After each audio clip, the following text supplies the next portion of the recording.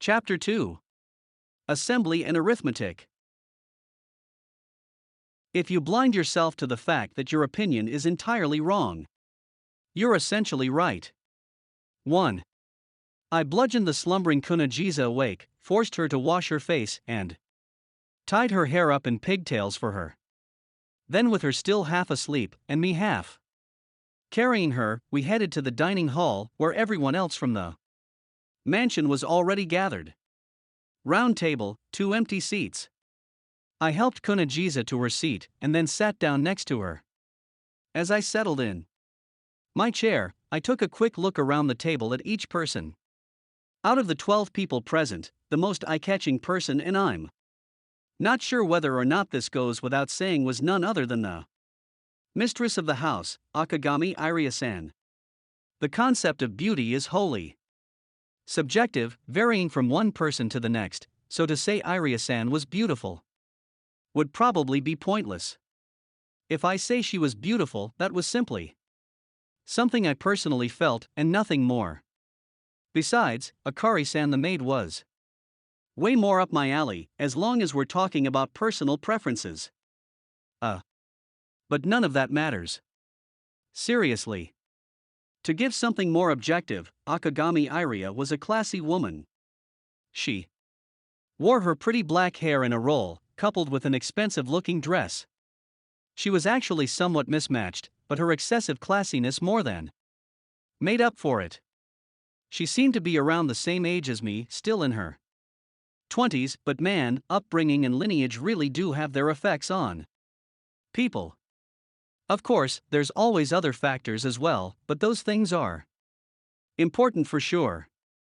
That's always been the case. Akagami Iria, the black sheep granddaughter of the Akagami Foundation. Well then, now that Kunajiza-san is here, shall we commence with the best part of the day? She put her hands together like a little kid. Chow down. It seemed she was fairly immature emotionally. It was probably safe to say she wasn't the most worldly person out there, but it was probably just as well to her. Incidentally, this island, where people were largely free to do as they wished, had a single rule: we all eat dinner together. It was a simple rule that shouldn't have been hard for anyone to follow, but indeed, quite a few so-called geniuses had failed to do so and ended up leaving the island. There are a lot of similarities between a genius and a person with no common sense or decency. Iria-san sat with 2 maids on either side of her. On her left were Teruko-san and Rei-san. On her right, Akari-san and Hikari-san. There was no way to distinguish between Akari-san and Hikari-san, so I couldn't tell which one was which. Theoretically, one would have been able to tell them apart by their facial expressions and gestures and such, but for the non-observant type like myself, it was a challenge. Kunajiza seemed to be able to distinguish between the two, which was no mystery since it was Kunajiza, after all, but depending on the conversation, she seemed to have trouble distinguishing who was Iria-san. Nobody seemed to mind. Now then, everybody raise your glasses, cheers, she said, almost as if singing, her glass raised high in the air. Everyone else, including myself, did likewise. But it bore mentioning that my glass and Kunajiza's glass were filled not with wine, but with juice. After all, we were underage. A number of dishes were set beautifully around the table. They were the proud masterpieces of chef extraordinaire Sashirono Yayoi. I'll start with the dish closest to me and go in that order. Crown lamb roast, cappuccino-based sweet potato soup, foie gras tranche with truffle gnocchi, steamed blue mussels, Belgian eel simmered in green sauce, pickled herring, well-meat sashimi, sauce-covered ravioli, ostrich meat, carpaccio, fruit salad, potato salad with egg, and, finally, oil-sautéed mushrooms. Yup, I was clueless. Probably because Yayoi-san had created each dish specifically to cater to the respective tastes of each guest. Even after hearing the names, I had no idea what I was eating. But that was neither here nor there. It's not like a name has that profound of an influence on the thing itself. I think. After all this, there was said to be dessert as well. If you thought about it, it was really a copious quantity of food.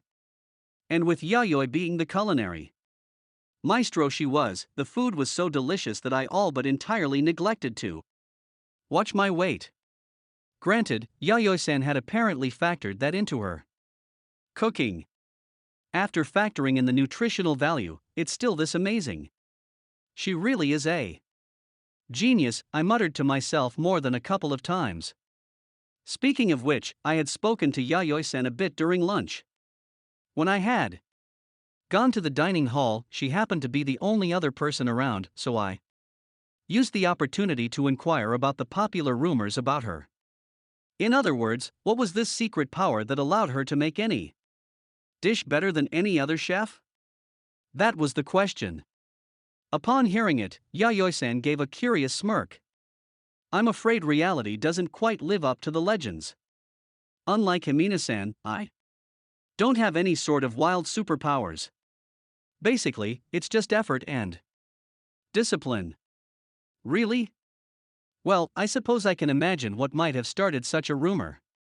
My senses of taste and smell are a little, well, a lot stronger than the average person's.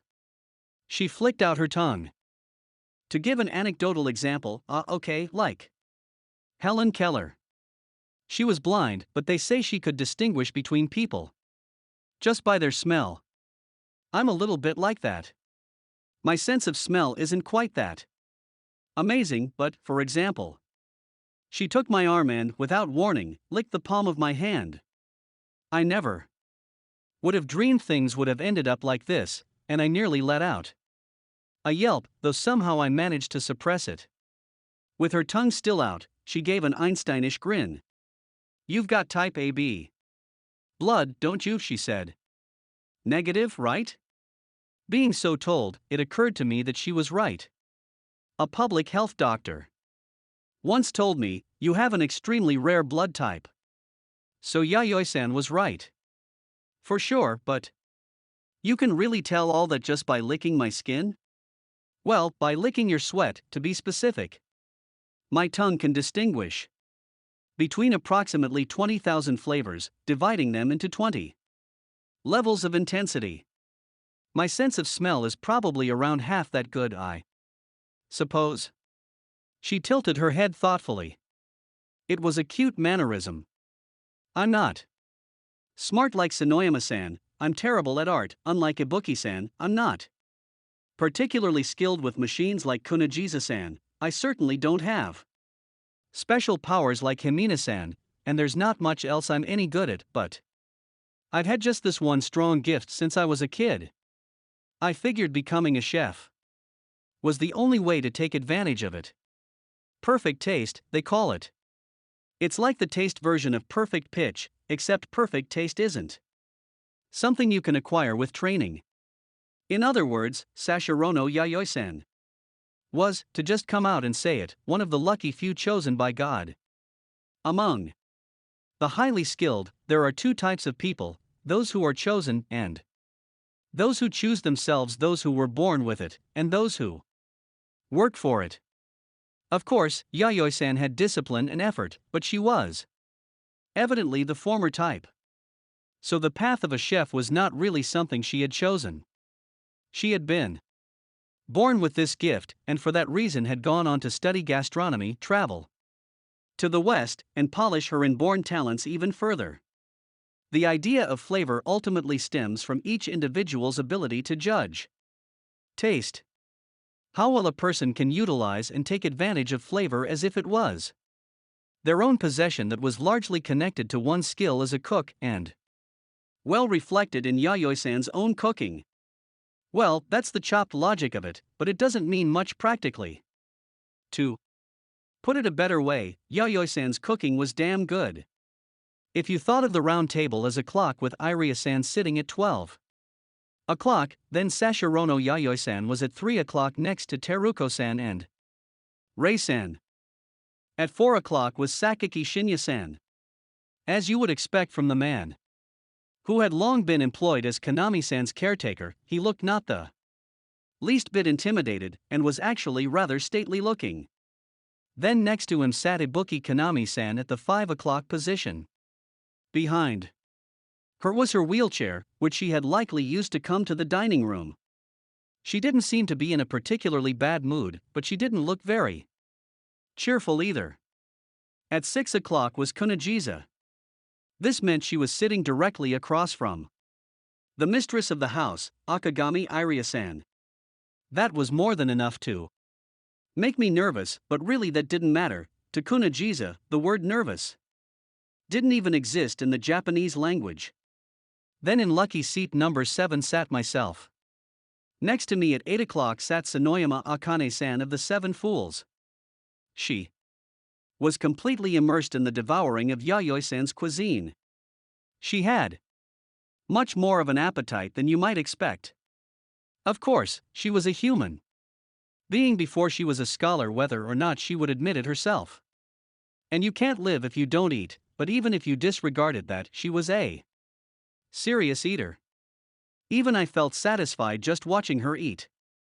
It seemed to me that Yayoi-san must have been really proud to see her devouring her food so delightedly. Next to Akane-san at 9 o'clock sat the fortune-telling master, the one with ESP superpowers, Himina Maki-san. At some point she had apparently changed clothes and was now adorned in an entirely different fashion than this morning. She wore a halter-neck striped shirt with a pale, pink cardigan and sheep-printed cropped pants. Her hair was up in twin ponytails. Possibly because she noticed me looking at her, she looked back at me with a strangely unpleasant sneer and sank her teeth into some roast lamb.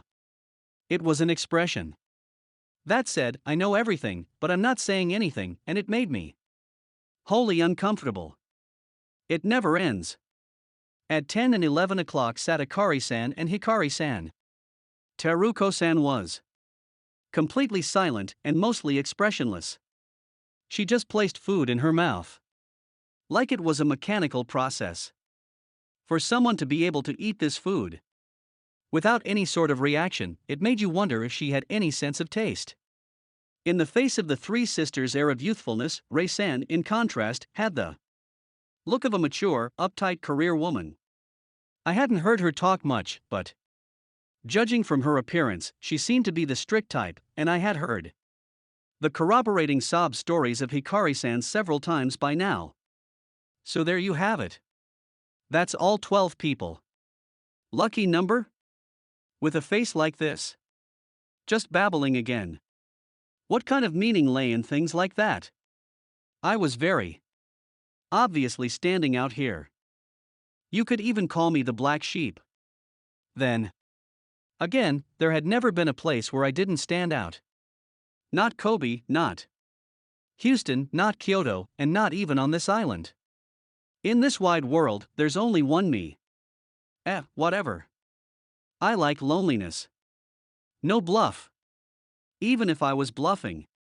Oh, by the way, if I can change the subject, Iria-san said, bringing the individual conversations that had been developing up to now to an immediate halt.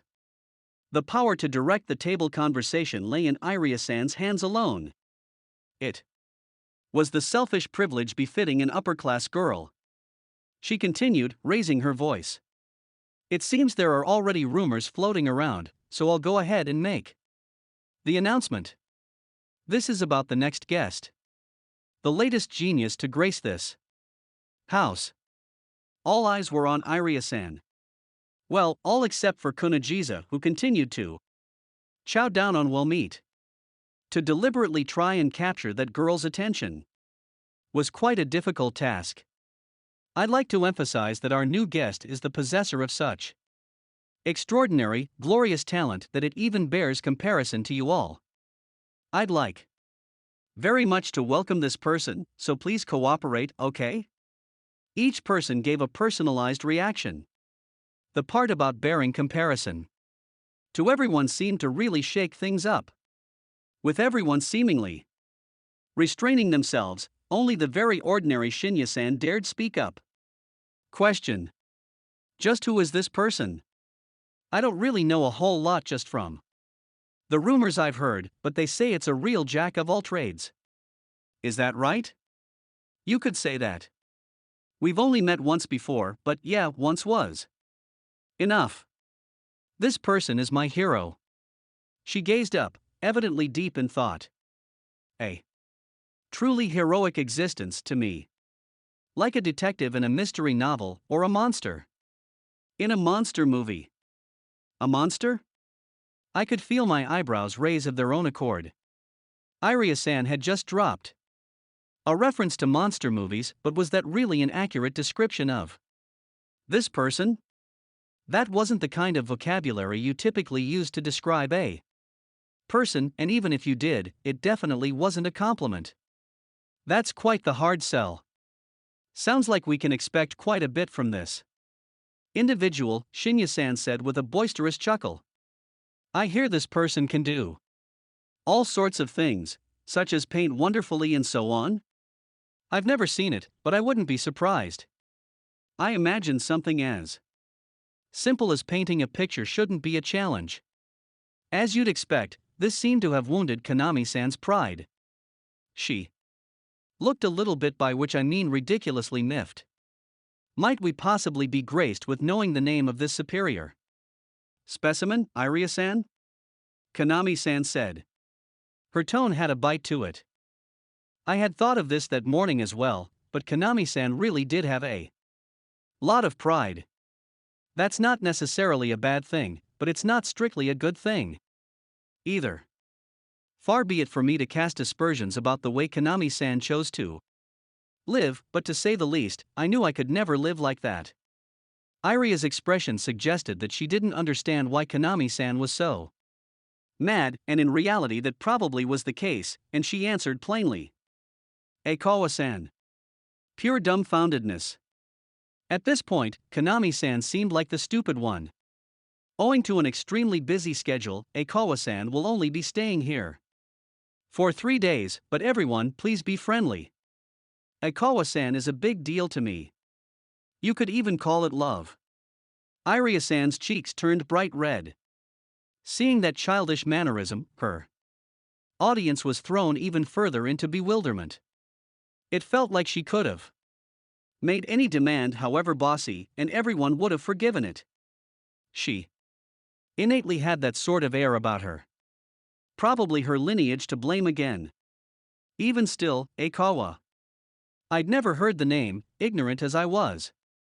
I looked over at Kunagiza to see her reaction, but she was still eating. When that girl was focused on something, she was always like that. More incorrigible than a child and harder to handle than an animal. Well, then again, at least she knew how to sit in a chair. Oh, I'm so looking forward to it. To think Aikawa-san is coming again. I've asked so many times. It's like a dream. Oh, what if it really was a dream, she said as if in a daze. Judging from her current state, Iria-san must have been pretty head over heels for this Aikawa guy. It was like she was talking about the man she had been in love with for years and years. She spoke his name with great reverence. Ah, speaking of which, Kunagiza-san, she said, turning the conversation toward Kunagiza. You were going to leave before then, isn't that right? Oh, yup, she responded. She never stopped moving the chopstick she held in her hands. The fact that she was holding a chopstick in each hand was enough of a testament to her bad table manners. Yup, for more days. That's really too bad. It's going to be such a great opportunity. I'd really like you to meet Aikawa-san. There's really no way? Afraid not. I'm from a world where once you've planned something you can't change it. They even call me the living timetable. Ai-chan too, of course. Don't drag me into this, I thought. Coming to this island in the first place was never part of my timetable. Iria nodded with a truly disappointed look on her face. Is that so? Say, could it be that you're not having a good time here? It doesn't seem like you've left your room much. I'm from a world where people don't leave their rooms much. But no, I'm having fun. Lots of fun. I can have fun anywhere, anytime, all the way. Her words made me stiffen a bit. There was no exaggeration in what she said. For someone who's so completely immersed in their own world, there's never a time that isn't fun. And what of all other emotions? How tragic must it be to always be having fun, no matter where you are? That was something I already knew the answer to. Ah, is that so? Iria shrugged. But Kunajiza-san, surely even you would find some value in meeting Aikawa-san. Meeting a person like that, you're bound to find some inspiration. As if she had been waiting for the perfect timing, Kanami-san broke into the conversation. Being influenced by another person is proof of one's mediocrity, of one's impotence. How ridiculous. I don't know what kind of person this Aikawa is, but I sincerely doubt there's any need to meet him. Now, is that a fact? Playing devil's advocate with Kanami-san was the obvious choice, Sonoyama Akane. I spent several years surrounded by the finest minds in the world, and I know for a fact that if I hadn't had that experience, I wouldn't be where I am today. You can better yourself just by spending time with brilliant people. The ER3? What a joke. You must be stupid. Why would anyone ever want to bind themselves to such an organization? Kanami sneered. I don't consider that I'm binding myself. Everyone is free to move about as they please and help hone one another's skills. Free? Don't just throw that word around. An organization with no restrictions isn't an organization at all. In the end, even you were just a member of the hierarchy, isn't that right? What a crock. I've been here on this island with you for a while now, but I certainly don't feel as if I've become any more refined. If anything, my worth is decreasing. They glared at each other. To act this way in front of a whole group of people, they really were childish. I was a little bit appalled. The maids tried their best to mediate, but Iria-san had a look of pure delight on her face as she watched the dueling pair, so they retrained from stepping in. This kind of situation wasn't really my cup of tea. Meanwhile, Yayoi-san looked fairly indifferent as well, while Maki-san looked entirely unimpressed. And Shinya-san seemed to have written the whole dispute off as an everyday occurrence. It was amazing that not a single person there could stop them. Ah, wait, there was someone. Just one person. After all, Ibuki-san, humans are a colonial species. People such as yourself, who act like bums and expect special treatment, all ought to rethink their lifestyle, if you ask me, I said. I suppose that means you can't function without being surrounded by other people. People aren't migratory fish, you know. And I don't expect special treatment. I just don't put myself down. I live honestly and assess things as they really are, Kanami snapped. I wonder. I wonder? Ah, more vague questions. You think you look clever by taking an ambiguous stance without ever clearly stating your opinion. Yeah. Real clever. I wonder, Kanami said. This is a little hard to listen to. A voice. It was Kunajiza. She pouted her lips out like a sulky kid and looked at Kanami-san. This is hurting my ears, Kanami-chan, Akane-chan. In an instant, she had drawn everyone's attention. Nobody had expected Kunajiza, of all people, to say that. I had had quite a few experiences with Kunajiza in the past, so it wasn't beyond imaginable. Kunajiza Tomo hated watching people fight quite a bit. Considering her usual happy-go-lucky attitude, it might have been a little unexpected, but it did make some sense. She was a fun-loving girl, which meant she didn't like situations that weren't fun. The logic was as simple as that. I'm sorry. I went too far. Somewhat surprisingly, it was Kanami-san who apologized first. In turn, Akane-san couldn't help but acknowledge that Kanami-san too was a prominent woman of respectable status. I was wrong too, she said, awkwardly avoiding eye contact. They both hung their heads and stared at the floor. Though the atmosphere was still distinctly awkward, at least the fiasco seemed to be over. Until Maki-san ruined it completely. This is gonna get worse before it gets better, she muttered with an icy voice and audacious grin. Just what was this fortune teller chick trying to butt in with, now that things had finally settled down? Meanwhile, Iria-san's eyes were twinkling with excitement. Is that a prophecy? She asked. What do you mean it's going to get worse? Before it gets better? This is so fascinating. Will you tell us? I won't. I'm not saying anything. Nope. As she spoke, she cast a sideways glance in Kunagisa's direction.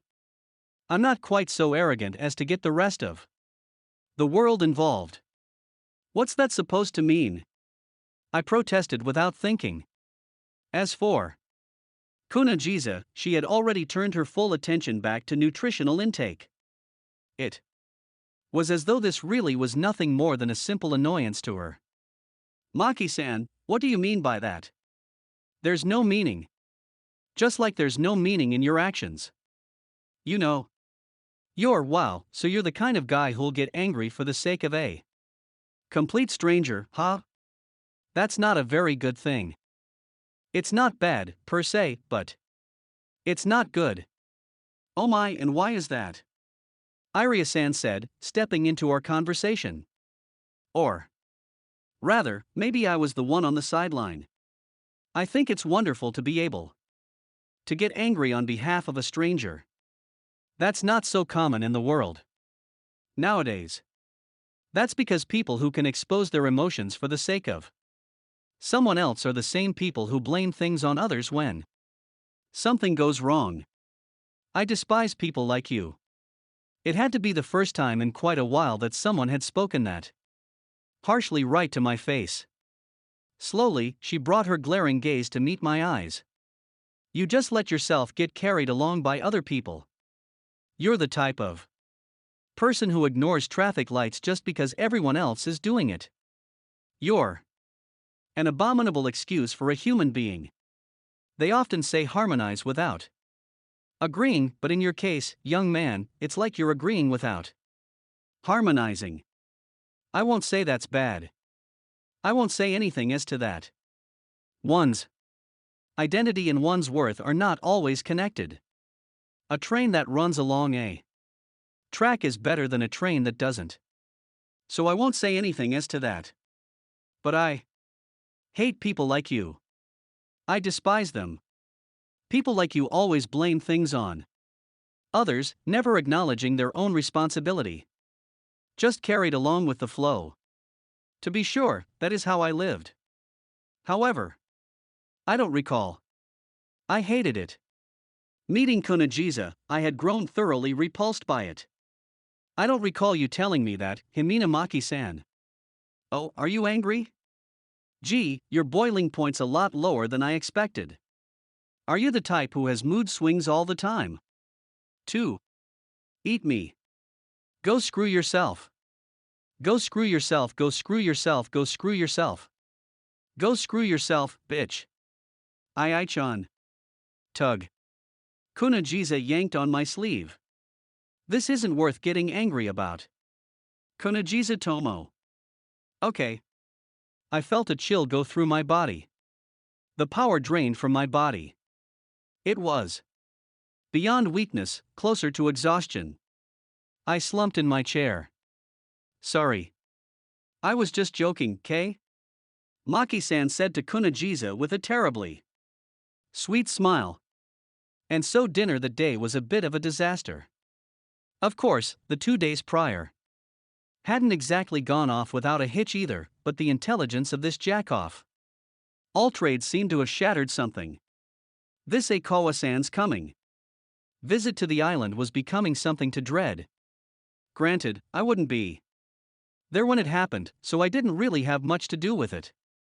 Nevertheless, I had no idea why Maki-san was digging into me so much. Certainly, I hadn't made a great first impression on her, but that couldn't have been the only reason at this point. It was obvious that she hated me, but that wasn't reason enough to be harping on me so aggressively like this. The opposite of affection is not animosity, but apathy. If she just didn't like me, she wouldn't go so far out of her way to pick on me like this. Why out of this entire group of brilliant people would Himina Maki specifically target a boring, ordinary person like me? We didn't have anything to do with each other. It was strange. Brooding over the subject in my mind, I didn't think for a moment about Maki-san's prophecy of the worsening of things. If I had given it some thought, it's not likely that anything would have gone differently anyway, but looking back, I can't help but regret that a little. I guess there was nothing I could have done about that though. After all, only Maki-san could have regretted things before they happened. 2. It was already past 10 o'clock when I borrowed Kunagisa's bath to freshen up. Kunagisa sat in front of her PCs in the revolving chair, but all 3 terminals were turned off. She just wanted to spin. Must have had a strong stomach. You take a bath too? No. I don't care about tonight, but take one tomorrow. No. Tomorrow I'll strip you down, tie your hands and feet, and throw you in. If you don't want that, you'd better do it yourself. Oh, what a drag. She half rose out of her chair to stretch. I envy fish. They don't ever have to take baths. But I wonder if they get cold in the winter. Oh, by the way, have you heard this before, Ai-chan? So, let's say you're keeping a fish in a fish tank. And say you gradually raise the temperature of the tank. Like you raise it so gradually that the fish doesn't even notice. Eventually the water gets so hot that it's boiling, but the fish's body has gotten used to the gradual change, so it can go on swimming without even noticing how hot the water is. It sounds like a lie, but it's for real. Now, Ai-chan, what lesson can we gather from this? That global warming isn't a problem. Ding ding ding. She looked utterly amused. What a peppy chick, I thought. Then without warning, she completely collapsed. Face first, belly down. Without breaking her fall. I flinched. Ow wow. That hurt. No doubt. What the hell are you doing? I'm hungry. You just ate a freaking feast. That doesn't matter. I missed breakfast and lunch, so I probably haven't eaten enough. I slept all afternoon, so I don't have to sleep again until tomorrow, but I guess you really have to make sure you sleep and eat properly. Human bodies aren't made for that kind of treatment. I guess I'm not human then. Let's get something to eat, Ai-chan. Will you tie my hair up first? I think Yayoi-san's probably already back in her room. She gets up early, so don't you think she's already sleeping? We couldn't just go wake her up so she would make some dinner. We had to remember that she was a guest too.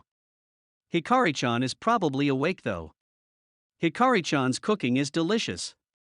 Too, in a Hikari-chan kinda way. If Hikari-chan's asleep too, Ai-chan, you can make me something. Why me? Well, 'cause you look so meowsing from behind when you're cooking. Ehehe, she laughed naughtily, still face down. Okay. Fine. Understood, Miss Tomo. First I'll tie that hair up. So get over here. Oh me oh my. I tied her hair in a loose ponytail. Then we left her room, heading for the living room. By the way, sorry about earlier. About what?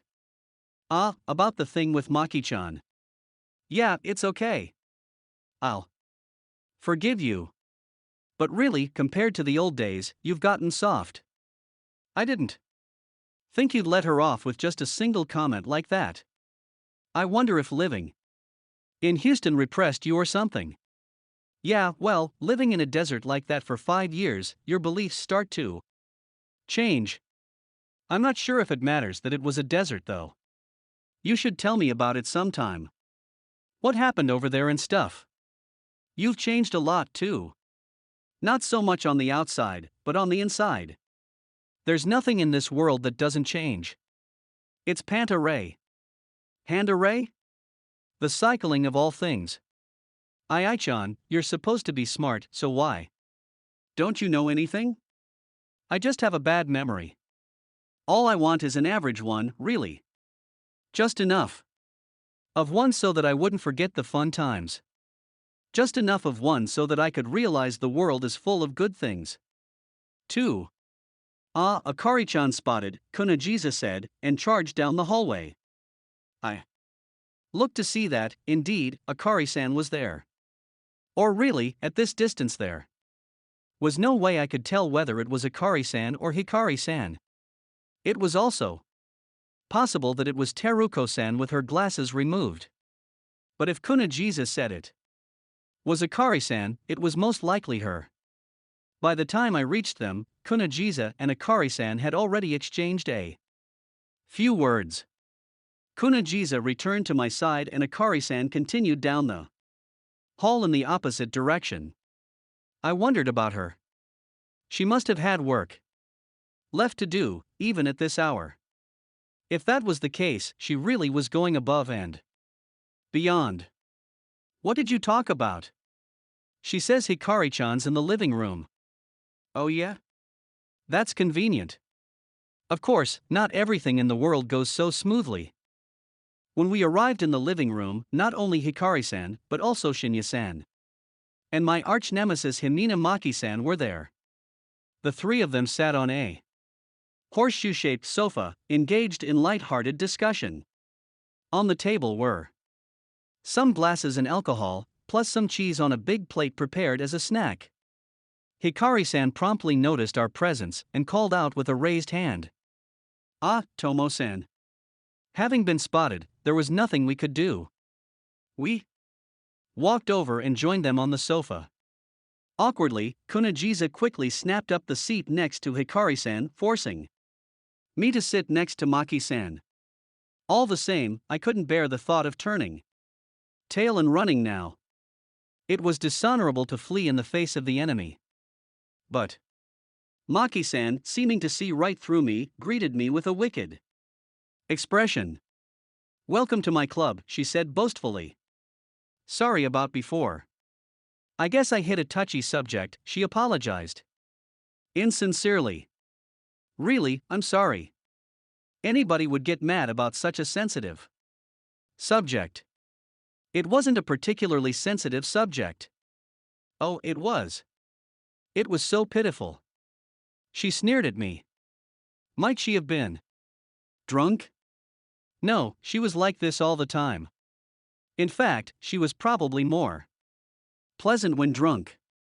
She slugged down her wine in one gulp, then thrust her glass at me. Now you drink too, boy. Alcohol is good, you know. You forget all the bad things. There's nothing so bad I want to forget. And there's nothing so good you want to remember, she giggled. I don't think your poor memory is to blame for not having any happy memories. There are few happy things in your life and few sad things. There's not much of anything at all. It's all empty. It's an emptiness scarier than darkness. Ah ha ha ha. Isn't life fun? Retrocognition, telepathy. It seemed the advertisements about her weren't just baloney. She was a damn clairvoyant. Give me a break, Maki-san. This is just bullying. Yup. I'm bullying you. Now drink up. I don't do alcohol. I'm underage. How by the book of you? Oh dear, you're being so cold. Oh, Ai-chan, you're so cool. Is that what you want to hear? That's weird. I should call you the boy. Who's cold even in the summer? She put her glass back in front of her with a bored expression on her face. Apparently quite starving, Kunajiza scarfed down the cheese appetizer.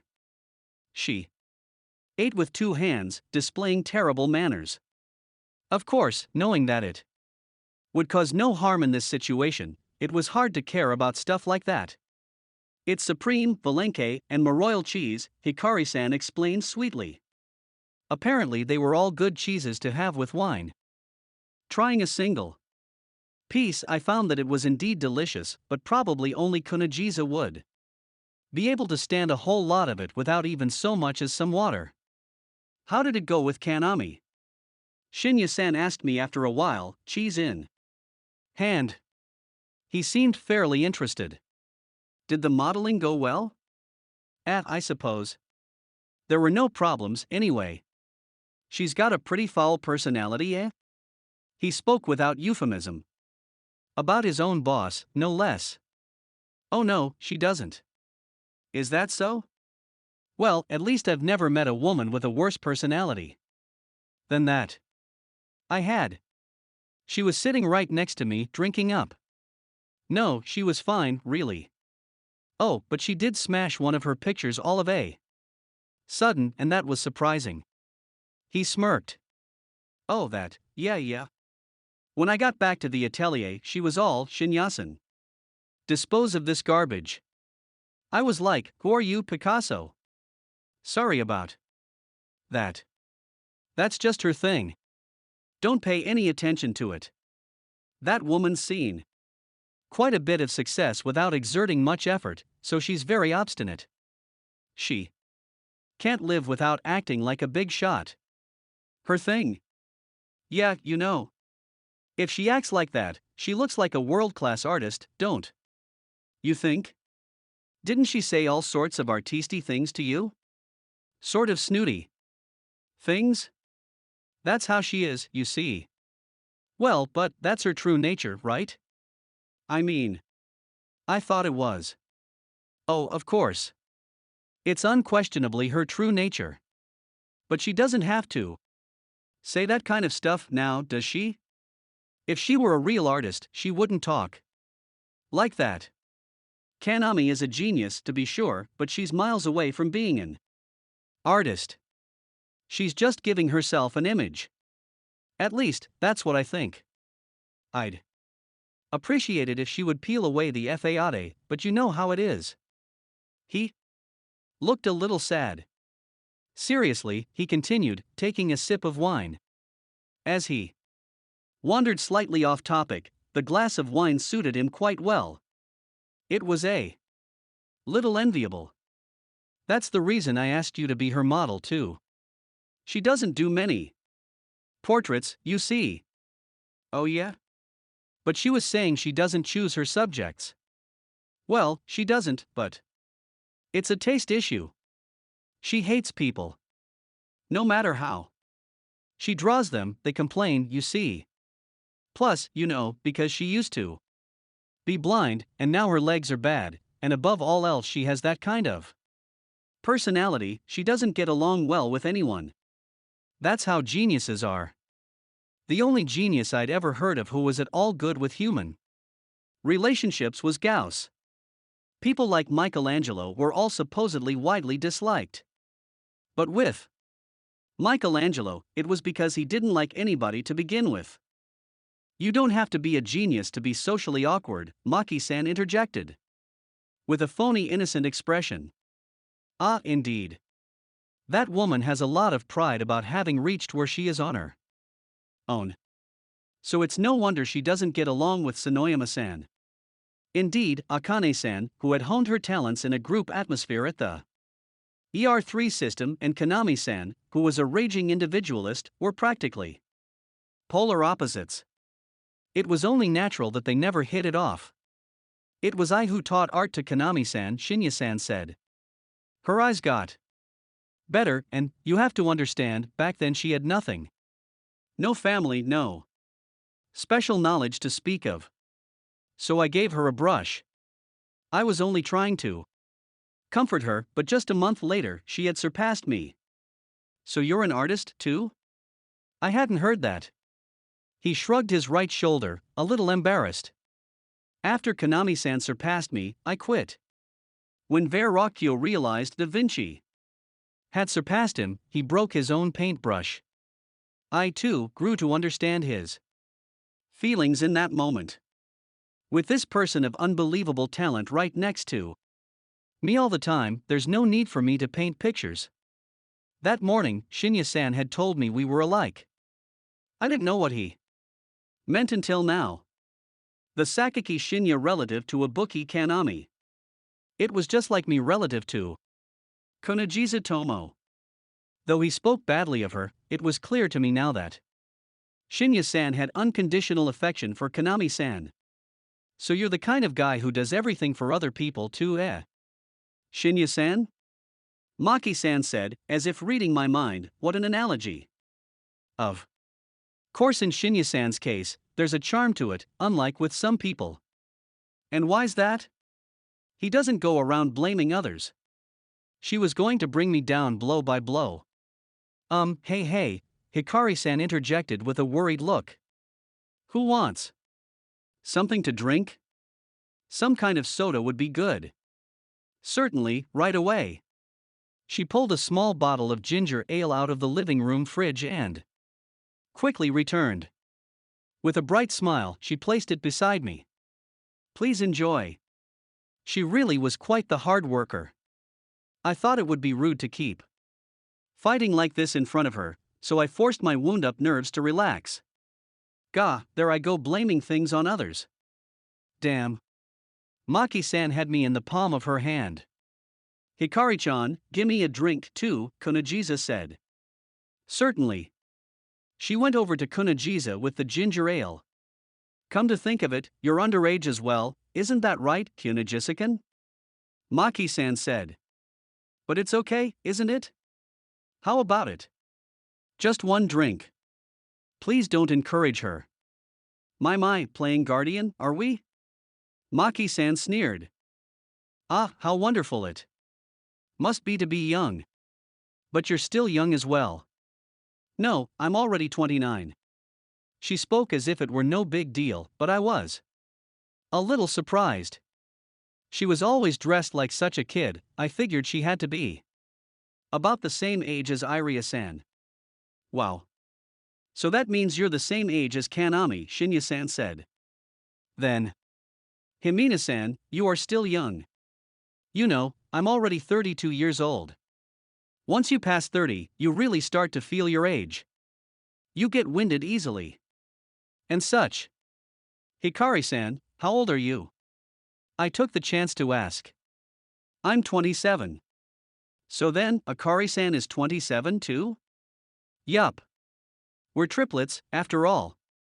27. I repeated the number a few times in my head. 27 years old. Akari-san and Hikari-san, both 27. Maybe this is rude of me, but they really didn't look like 27. I almost wondered if there was some sort of age-stopping mystery air flowing through the island. Nah, not likely. This wasn't Neverland. Akane-chan is 30, right? And I think Yayoi-chan is about 30 as well. Boy, when you sit down and think about it, everyone sure is young. Iria-chan must really like young, female geniuses. Pretty lousy hobby, if you ask me. Konagiza nodded in agreement as she crammed her face with cheese. Apparently, having picked up a spicy piece, she immediately went for the ginger ale and chugged it, but it looked as if it went down the wrong pipe, and she released a barrage of coughs. What the hell was she doing? Shinya-san let out a sigh. I thought if I brought Kanami here to cohabitate with other people, she might change a little. Kind of like when you send a truant kid off to camp. But this strategy seems to have been off the mark.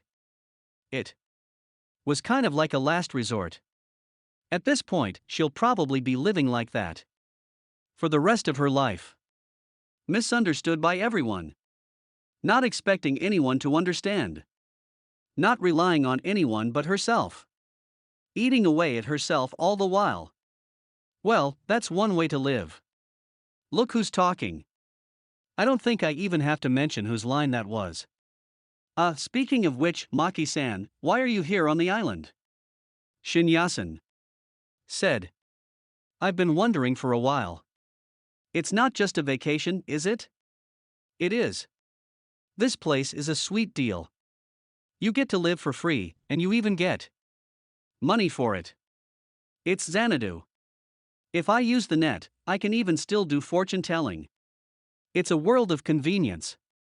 Non-stop good times. What a crappy excuse for an adult. And pretty damn crappy at that.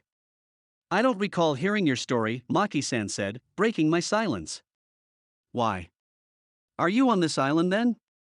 And please don't tell me something like you came here just because Kunagiza-chan said she was going. Don't act like you don't know, bitch. Seriously, why was she picking on me like that? Maybe she was really just making fun of me with no objective or reason whatsoever.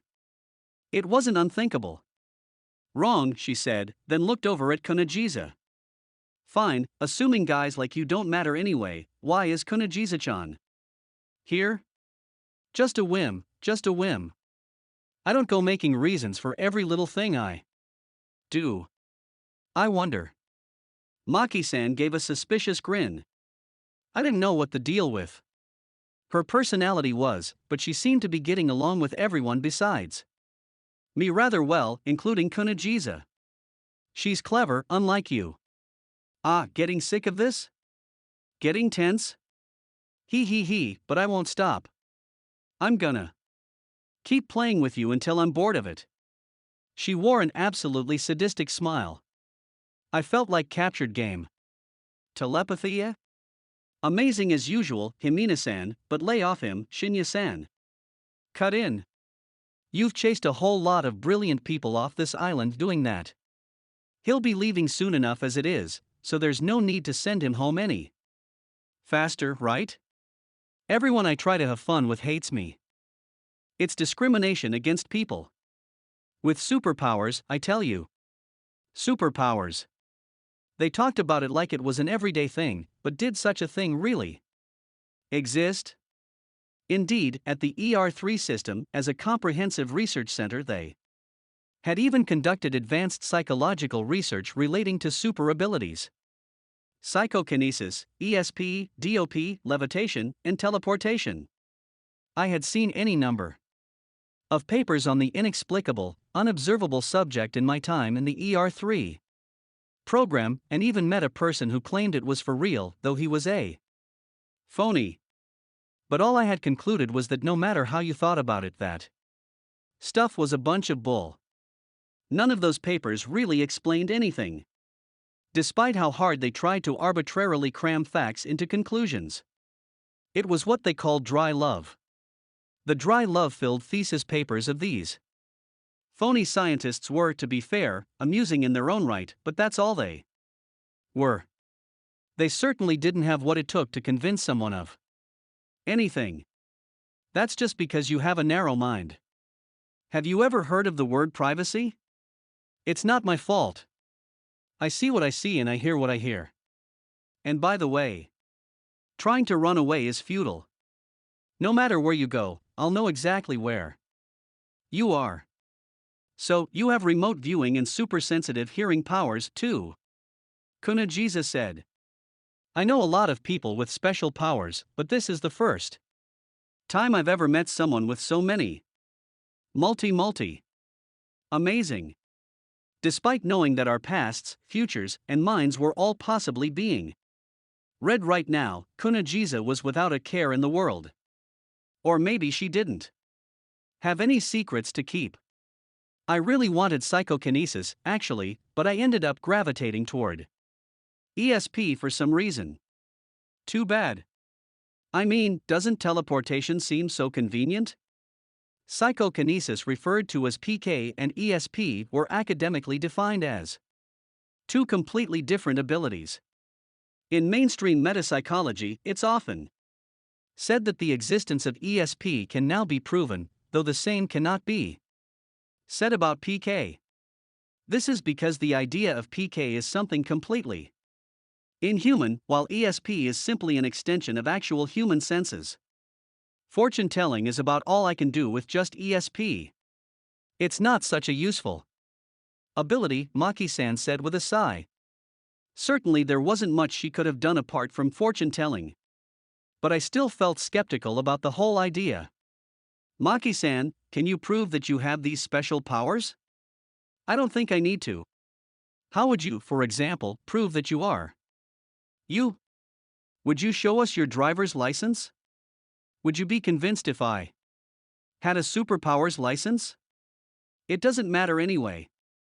Whether you think it's true or think it's a lie or think it's something else, that doesn't affect anything. Anyway.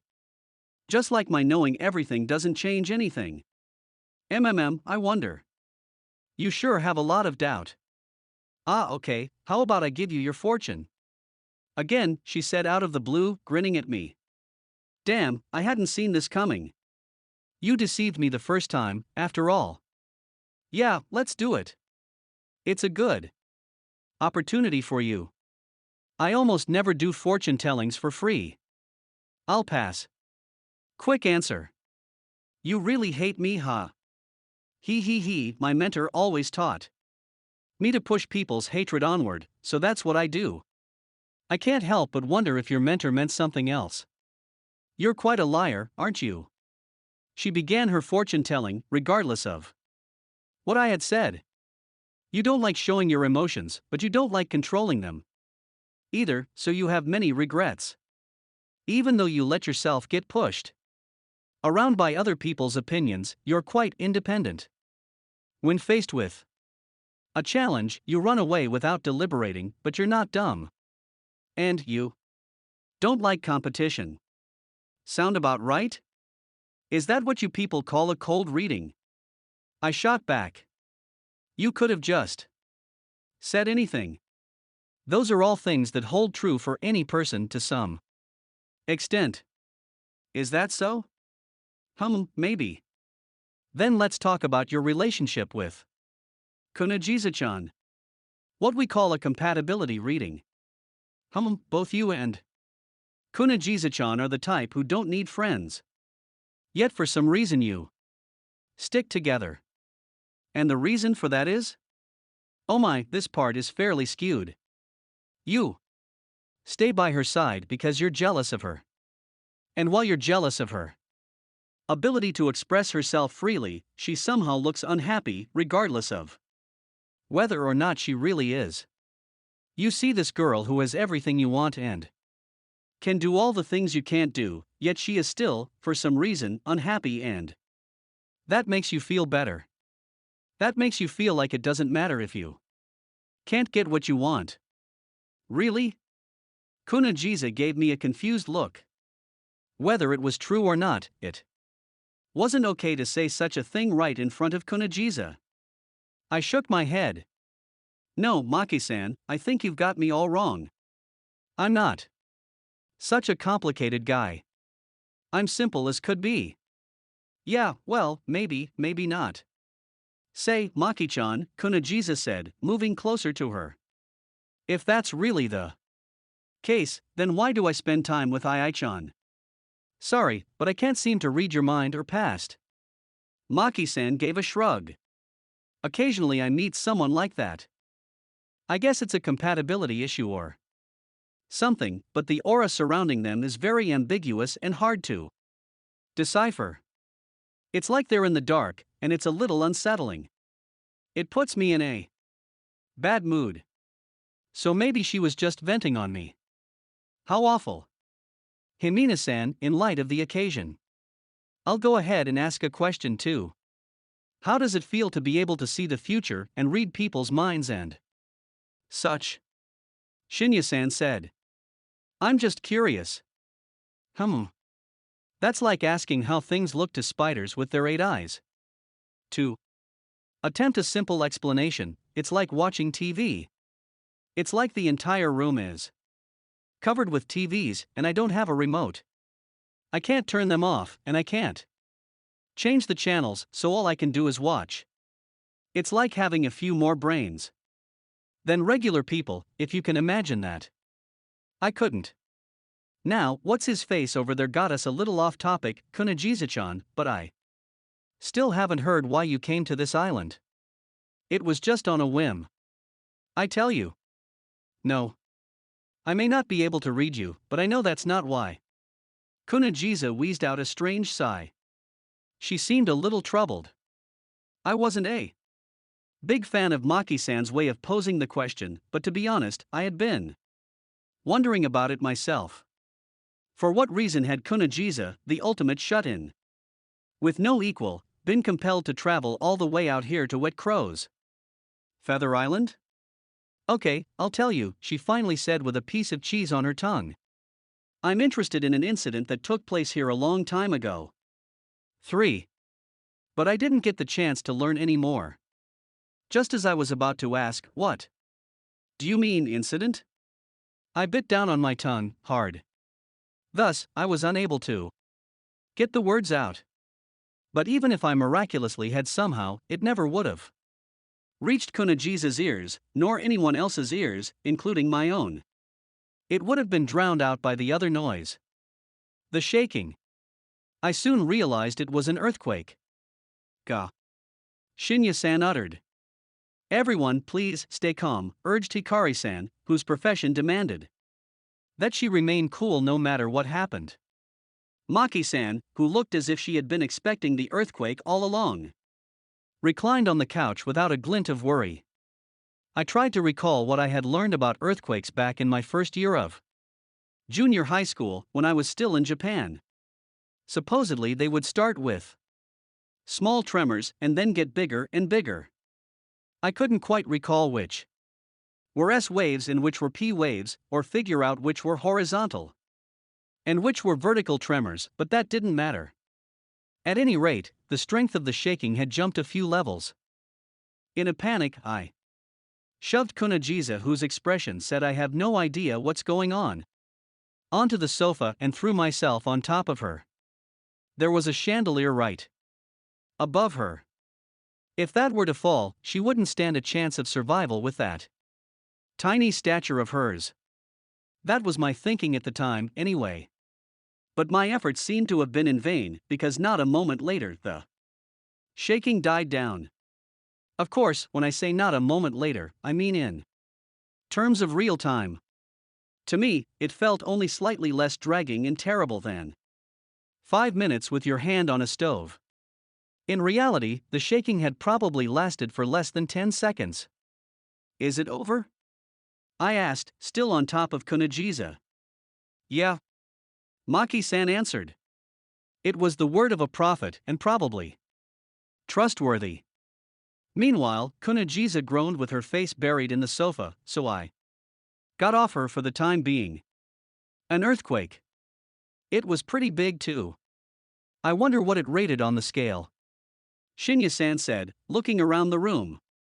The glasses and bottles on the table had fallen, and Hikari-san had already reflexively begun to clean. Pardon me, Hikari-san. I'm going to borrow the phone. I'm worried about Kanami. He pointed to the house phone. Hikari-san nodded. He headed to the white phone by the cabinet. Hikari-san, do you have a radio or something? I said. I want to check the earthquake's level.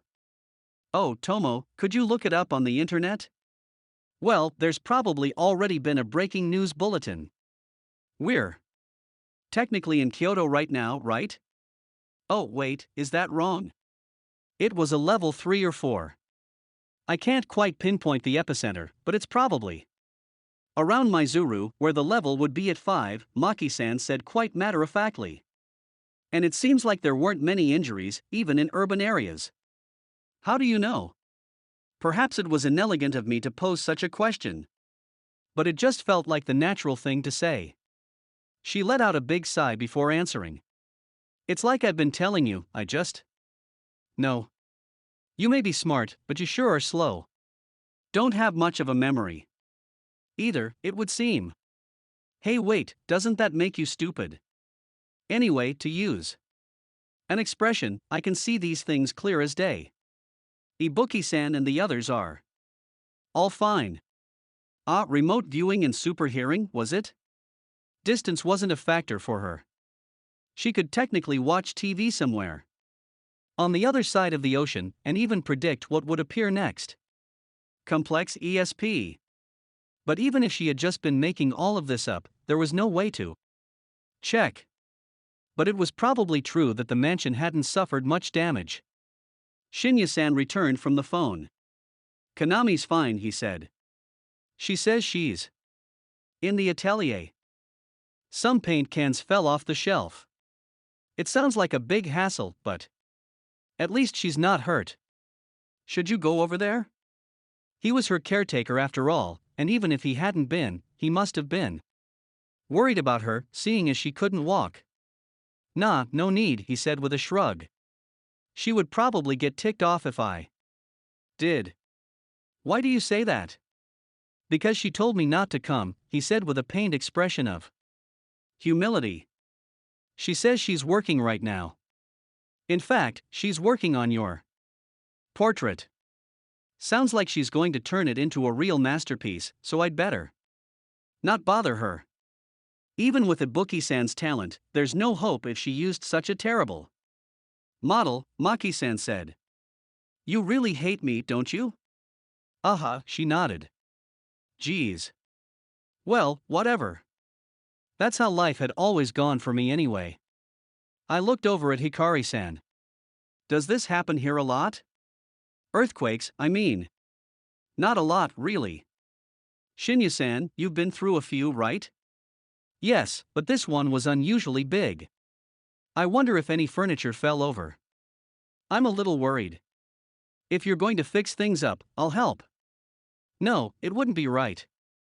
Tomorrow we'll deal with it depending on Ryzen's orders. She flashed a sweet smile. If she were a mother, her kids would grow up proper for sure. If we hadn't met in this kind of place under these kinds of circumstances, I definitely would have fallen for her.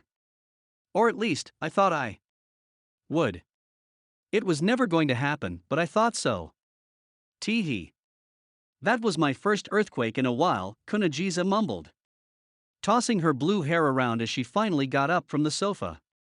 I wonder if my computers are all right. They should be. If the epicenter was in Maizuru, the mansion should be okay too. Boy, this takes me back to the Great Hanshin quake. Say, Ai-chan, you were already in Houston in those days, right? Yup. For sure. I vaguely remembered seeing something about it on the news back in my tiny room in America. That was a really tough time for me. I was still in Kobe back then. Most of my computers crashed permanently. I was so startled. Was startled really the most appropriate word to describe living through that disaster? So shouldn't you be worried about your computers? You must be fully crammed with cheese by now. Let's go back to your room already. It seemed like the time was right, so I decided to leave the living room.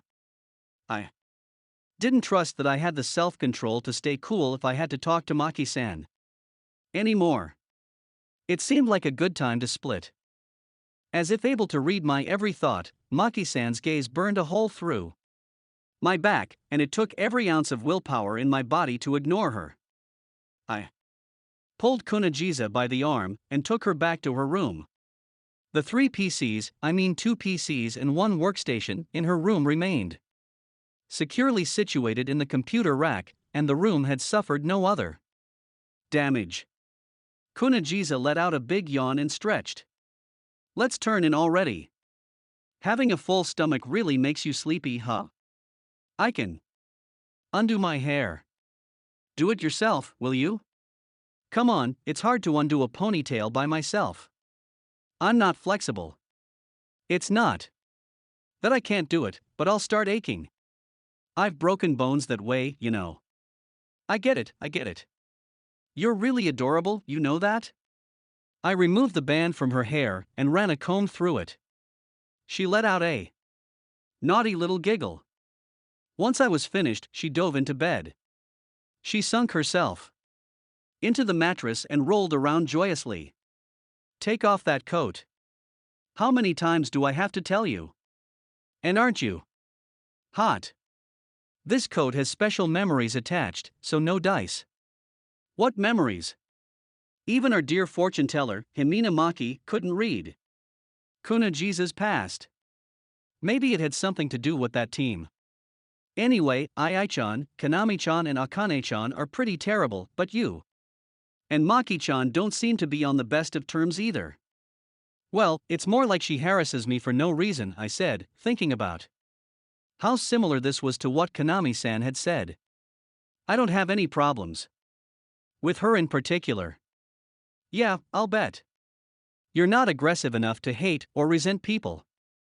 At the very worst, you get miffed, isn't that right? You think? That's interesting. Just joking, she snickered. But Ai-chan, you've really never fallen in love with someone before, have you? Nope. I love that about you. Snicker, snicker. Strange. She was being weirdly feisty. I wondered if maybe that ginger ale had really been wine. I'd never seen her drunk before, so I couldn't imagine what she would be like. By the way, Tomo, that is EET? Do you have any special powers? If I did, I wouldn't mind at all, she said with a big grin. I don't really want any, but one can always dream. It's better for Santa Claus to exist than for him not to, right? It's just like that. That's an odd point of view. Even if she had special powers, she wouldn't mind. Indeed. That was surprisingly insightful. Whether you had such abilities or not, it wouldn't have much of an effect on your daily life. Of course, now was a bit of an exception. Because we were on this island? Because we were on this island. I'm gonna go back to my room and turn in too. See you tomorrow. If you're planning to sleep now, I'll come wake you tomorrow, so let's have breakfast together. Hey, Ai-chan, she called to me, still lying face up on her bed. Let's fool around. She beckoned to me. I paused, just for a second. No, I said. Weirdo. Good for nothing. Coward. Chicken pot pie. Yeah. I shut the door, went downstairs, and headed to my room. It would have been truly awful to run into Maki-san in the hallway or something. But luckily no such incident occurred. Perhaps she was still busy chatting it up with Shinya-san. I found a key sticking out of the door to my room. Maybe it shouldn't have been a surprise, seeing as it was supposed to be a storage room, but I couldn't help wondering about being trapped inside if someone were to turn the key while I was asleep. There was no way I could reach the window even if I stood on the chair, so it really would be like solitary confinement. Then again, there was nothing anyone could gain by locking me up, so it was probably just excessive worry. I entered the room, curled up on my futon, and stared at the ceiling in thought. I was of course thinking about what Maki-san had said earlier. Oh my, this part is fairly skewed. You stay by her side because you're jealous of her. And while you're jealous of her ability to express herself freely, she somehow looks unhappy, regardless of whether or not she really is. You see this girl who has everything you want and can do all the things you can't do, yet she is still, for some reason, unhappy, and that makes you feel better. That makes you feel like it doesn't matter if you can't get what you want. Ha! Damn it. She's exactly right. Akane-san of the Seven Fools had described Kunajisa and I as a codependent pair, but really, Maki-san's opinion was closer to the truth. To me, Kunajisa Tomo represented the thing I most wanted to be. No, that wasn't it. That wasn't it. To me, she was. She was what? The reason I chose a university in Kyoto rather than Kobe was because she had moved to Kyoto. I also couldn't deny that she was one of the reasons I left Houston. Why had I done all that? As Maki-san had said, I wasn't aggressive enough to have feelings like love or hate. Even if someone were to bother me, it was a feeling no different from being annoyed when it rains. No matter how much disdain Maki-san had for me, no matter how many malicious comments Kanami-san spit at me, no emotion would ever build up inside me. I couldn't help but wonder. Was I really human? I didn't understand other people's feelings at all. If they really existed.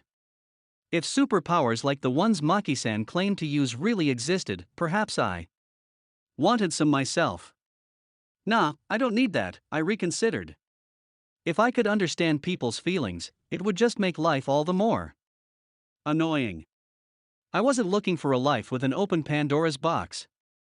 I didn't have the nerve for it. I'm just babbling nonsense here, damn it. I hate vacation. I just end up thinking too much. Well, I don't know if it's really too much, but they're the kind of thoughts that can only lead to one's downfall. For more days, I could be patient. I didn't hate being patient. Or at least, I was used to it. Suffering and pain. I was used to these things. Still, they don't feel too good. Damn, I wanted to return to my peaceful life on the other side of the sea, I thought as I fell into the night. But the following day I would realize that these past 3 days had been plenty peaceful.